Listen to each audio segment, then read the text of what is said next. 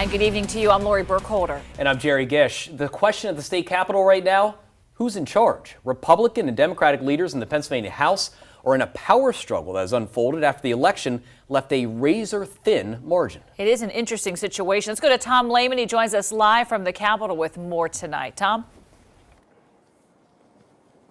Lori, a central question here is whether the re-election of one Democrat would give the Democrats a majority in the State House of Representatives, even though that representative died the month before the election.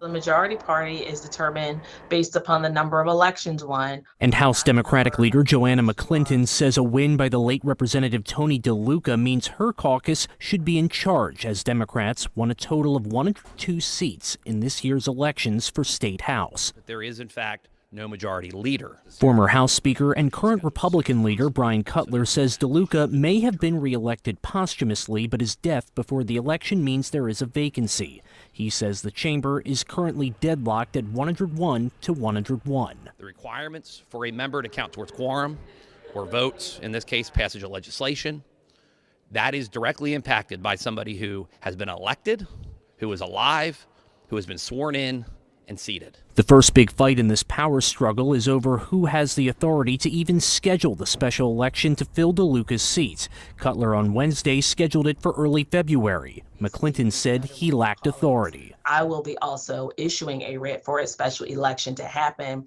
as soon as possible.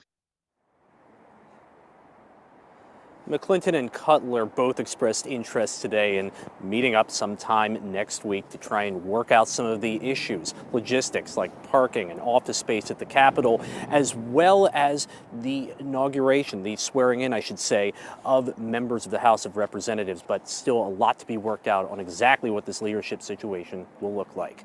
In Harrisburg, Tom Lehman, WGAL News 8.